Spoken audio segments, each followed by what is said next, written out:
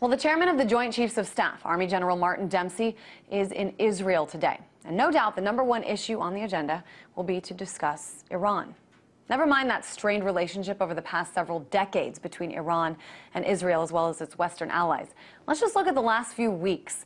First, there was that mysterious assassination of a top Iranian nuclear scientist. Both the U.S. and Europe have sort of kicked it up a notch in terms of sanctions against Iran. And Tehran has threatened to shut down the Strait of Hormuz, the passageway for about 20% of the world's oil trade. There are a few reports out there now, though, that show Iran has abandoned any and all plans to develop nuclear weapons. There are also other reports out there that suggest, at least, that that's not the case. The question is, how does the rest of the world react to what they think is going on? Well, to help me shed light on all of this, Policy Director for Just Foreign Policy, Robert Naiman. What do you think, Robert? I mean, is Iran making a nuclear weapon or not?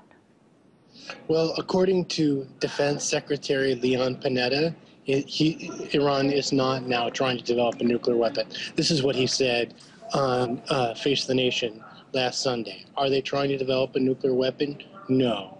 And it's important for everyone to know, not just that Leon Panetta said that, although he is the Defense Secretary of the United States, but that this is the consensus of the 16 intelligence agencies of the United States in 2007, as far as we know, in 2011. Iran has not decided to try to produce a nuclear weapon. Iran is not now trying to develop a nuclear weapon.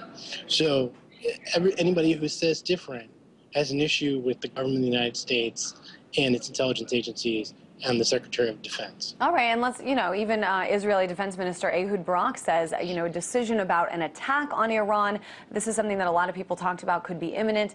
Ehud Barak now says this is a long way off, if it would happen at all. Also this week, Israel and the United States announced they would postpone joint military exercises in the Middle East. So what do you think? I mean, is this a sign that even in Israel that worry is subsiding? Well, a lot of stories have circulated about why that exercise was postponed, but one dominant story that appeared in both U.S. and Israeli press was that the United States canceled the exercise because they were trying to tamp down tensions, and they were concerned that in the recent context of escalated tensions, it would send the wrong message and escalate tensions. And some have written, Gareth Porter and Jim Loeb for Interpress Service, interpreted also as a signal to the Israelis from the U.S. government who are unhappy by the threats of Israeli officials or suggestions that Israel would go unilaterally, starting a military confrontation with Iran, something that the U.S. government is strongly opposed to. So I think in any event, it is a sign that there are forces trying to de-escalate tensions, including the U.S. government.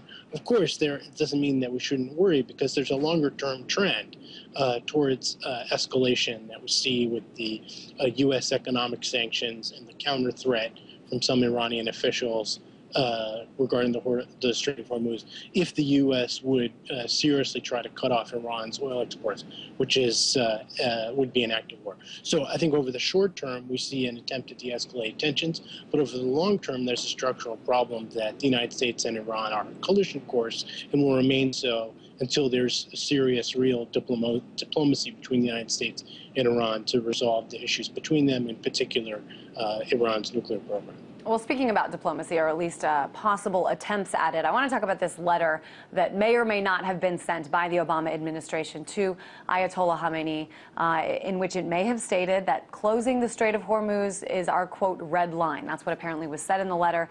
There's talk there was also a request for direct negotiations or talks with Iran in the letter.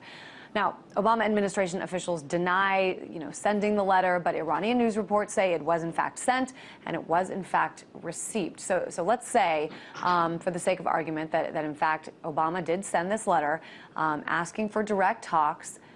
What changes? Anything?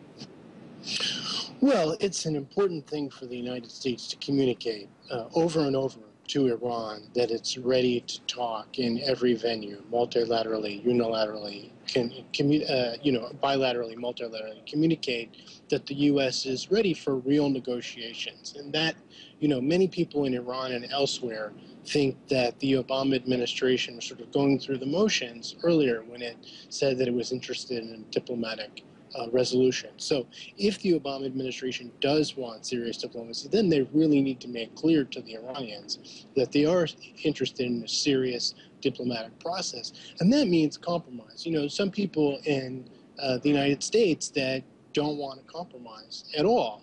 Don't want to. Well, that's what I was going to say, Robert. I mean, there's an entirely opposite narrative from the one that you're saying. In the U.S., a lot coming from the Republican Party and some of these GOP candidates, as we see them criticizing Obama, criticizing the president, saying that would be a horrible idea.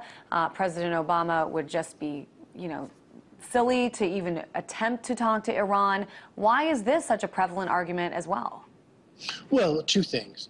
First of all, the Republicans are engaging in a kind of opportunism, which is to try to you know, sell a fairy tale that the United States can have whatever it wants just by being tough. It's not true. No serious analyst believes that Iran will ever agree to give up the enrichment of uranium as a result of a diplomatic process or as a result of sanctions. So if you want to eliminate Iran's nuclear program completely, the only way to do that is to invade the country, overthrow the government, occupy the country, and put in a quisling regime that will do what you want. And obviously, nobody wants to do that because the American people are tired of war, and that, you know, in that direction lies disaster.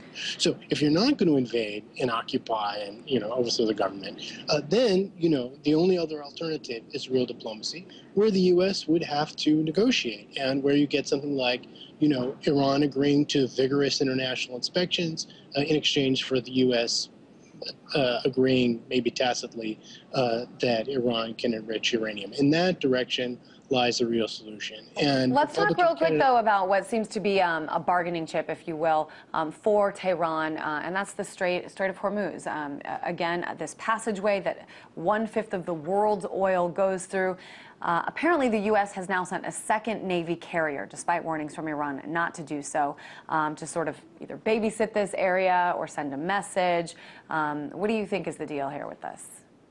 Well, obviously, the situation is dangerous. Obviously, there is a pattern of brinkmanship on both sides. The United States, you know, has established this red line, reportedly. Okay, well, if it is a red line, you know, then I want U.S. to tell Iran that. But people should understand that the Iranian threat was a conditional threat that had a context. It wasn't, you know, we're in a bad mood today and we're going to shut down the Strait of Hormuz. It was, if you try to shut off our oil exports, that's an act of war, that's a big share of Iranian government and revenue in the Iranian economy, then we will blockade the Strait of Hormuz. So if the United States doesn't try to cut off Iran's oil exports, then there's no reason why Iran would ever do that. So really the question comes down to, is the U.S. really trying to cut off Iran's oil exports? Congress passed legislation mandating the administration to do that. They've got some, you know, wiggle room. That's where the question lies. How do you avoid that scenario? A real diplomatic agreement between the U.S. and Iran that would allow the U.S. to say, the administration to say, okay, we don't need to do this now because we have a process for resolving these issues. All right, Policy Director for Just Foreign Policy, Robert Naiman. Certainly a lot to keep our eyes on here.